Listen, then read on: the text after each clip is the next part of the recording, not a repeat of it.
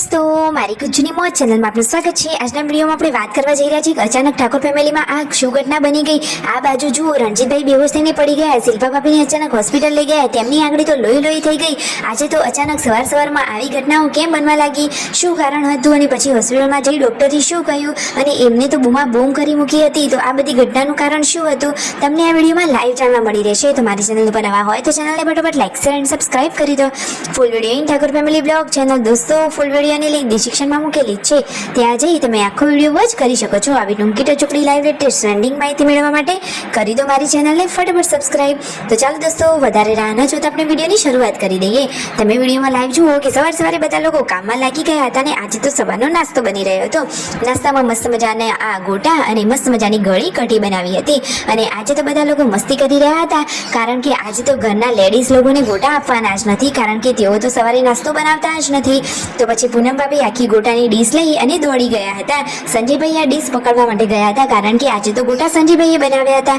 આ રીતે આમ તેમ આ ઘરમાંથી આ ઘરમાં એ રીતે દોડી રહ્યા હતા અને પછી અચાનક એવી ઘટના બની કે જુઓ તો ખરા કે બધા જ ચકિત થઈ ગયા। અચાનક આવી ઘટના કોઈએ વિચાર્યું પણ નહોતું ને એવી ઘટના બની ગઈ। જુઓ તો ખરા મસ્તી મજાકમાં અચાનક શિલ્પા ભાભી સાથે આ શું થઈ ગયું, એમને તો બૂમા બૂમ કરી મૂકી, રાડો પાડી ઉઠ્યા।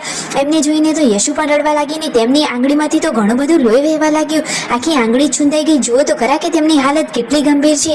બધા જ લોકો ભેગા થઈ ગયા, જુઓ બધાના જ જીવ અત્તર થઈ ગયા। તો દોસ્તો થયું એવું કે તેમની આંગળી દરવાજા પાસે હતી અને પછી રણજીતભાઈ અચાનક દરવાજો બંધ કરવા ગયા, એમને પણ ખબર ન હતી, તેમને પણ ભૂલથી દરવાજો બંધ કર્યો અને પછી શિલ્પા ભાભીની આંગળી અંદર આવી ગઈ। તો એમનાથી પણ આ ભૂલ થઈ ગઈ અને એ જોઈ અને પછી રણજીતભાઈ પણ ગભરાઈ ગયા હતા અને શિલ્પા ભાભી તો બૂમા બૂમ કરી રહ્યા હતા। આટલું બધું લોહી રણજીતભાઈએ ક્યારેય જોયું જ નથી, તો અચાનક એમને પણ ચક્કર આવવા લાગ્યા, એ પણ બેહોશ થઈ ગયા। જુઓ તો ખરા કે કેવા પડ્યા છે આ રણજીતભાઈ। અચાનક તેમની આવી સ્થિતિ બધા લોકો કહે છે કે ચાલો તમે પણ દવાખાને જઈ આવો, પરંતુ એ તો દવાખાને જવાની જ ના પાડી રહ્યા છે। પાર્વતી ભાભી પણ એમને બોલાવવા માટે આવ્યા, પરંતુ એ તો ડોક્ટર જોડે જવાની ના જ પાડી રહ્યા છે। તેમની હાલત તો તમે જુઓ કેવા એ ઊંઘી રહ્યા છે, ચક્કર આવી રહ્યા છે ને પછી શું તેમને આરામ થયો કે નહીં, બાળ એમને બેઠા કર્યા અને પછી પૂનમ ભાભીએ તેમને લીંબુ શરબત બનાવી આપ્યું। લીંબુ શરબત પીવાથી તેમને થોડીક રાહત તો થઈ, પરંતુ હજુ તેમની મનમાં થોડી ચિંતા તો હતી અને આવું પણ એમના કારણથી બન્યું એટલે એમને વધારે ચિંતા થતી હતી। તો શિલ્પા ભાભીને તો તાત્કાલિક આ થાર ગાડીમાં બેસાડીને દવાખાને લઈ જવામાં આવી રહ્યા છે। તેમના હાથે તો લોહી જ બંધ થતું નથી। જુઓ તો ખરા ડોક્ટરે હાલ પૂરતી ટ્રીટમેન્ટ કરી અને પછી કહ્યું કે આગળ જઈ તમે એક્સરે કરાવી લો। પછી તેઓ તો બીજી હોસ્પિટલે ગયા, ત્યાં તેમની એક્સરે કરાવ્યો તો કહ્યું કે થોડુંક આંગળીમાં ક્રેક થયું છે। તો જુઓ તો ખરા કે અચાનક મજાકમાં આ કેવી ઘટના બની ગઈ। શિલ્પા ભાભીની હાલત તો તમે જુઓ, હંમેશા હસતા ખેલતા શિલ્પા ભાભીની આંખમાં અચાનક આંસુ। પરિવારના પણ બધા જ લોકો ગભરાઈ ગયા હતા અને ઘરેથી પણ ઘણા બધા ફોન આવી રહ્યા હતા। ફાઇનલી દવાખાને આવી ગયા અને પછી એ તો ત્રીજા દવાખાને ગયા। કેમ તો દોસ્તો હવે ફાઇનલી અહીંયા ડ્રેસિંગ કરાવી અને ટાંકા લેવા પડશે।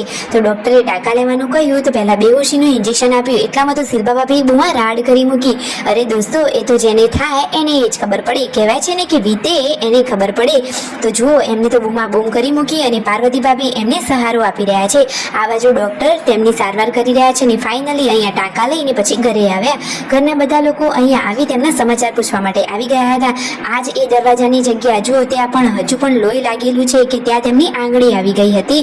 અચાનક આવી ઘટના બની ગઈ, ઘરના બધા લોકો તો બહુ જ ચિંતિત થઈ ગયા હતા। રણજીતભાઈએ તો આવતા વહેતા શિલ્પા ભાભીને સમાચાર પૂછ્યા, પરંતુ દોસ્તો આ તો બધું એમનેમ જ થઈ ગયું, કોઈ જાતે કરીને થોડું આવું કરે। મજાક મસ્તીમાં અચાનક આવી ઘટના બની ગઈ, તો આપણે પણ ધ્યાન રાખવું જોઈએ। તો જુઓ તો ખરા કે ફાઇનલી હવે આજુબાજુના બધા તેમના પાડોશી લોકો પણ તેમના સમાચાર પૂછવા માટે આવી રહ્યા છે અને આજે તો ઘરમાં અચાનક આવી ઘટના બની તો ગોટામાં તો કોઈને ગોટા ખાવા પણ ના મળ્યા। તેમના મમ્મી તો અહીંયા ચૂલા ઉપર રોટલી બનાવી રહ્યા છે, તેમને ખબર હતી કે હવે દવાખાને ગયા છે તો મોડું થશે। પછી તેઓ શિલ્પા ભાભીના સમાચાર પૂછી રહ્યા છે। શિલ્પા ભાભીને તો આંગળીએ અહીંયા પાટો બાંધી દીધો છે, હવે મહિના સુધી એમને સાચવવાનું છે, તો મોસ્ટ ઓફનું બધું કામ હવે બીજા લોકોના ભાગમાં આવશે। ફાઇનલી બપોરે હવે બધા લોકો જમવા બેઠા અને પછી બધા લોકોએ સવારના ઠંડા થઈ ગયેલા ગોટા ખાધા। હવે જુઓ શિલ્પા ભાભીને તો આંગળી સાચવવી પડશે અને હાથ પણ પલાળવાની ના પાડે છે, તો એમને તો એક હાથેથી થાય એટલું કામ કરવાનું, બાકી સાચવવું પડશે।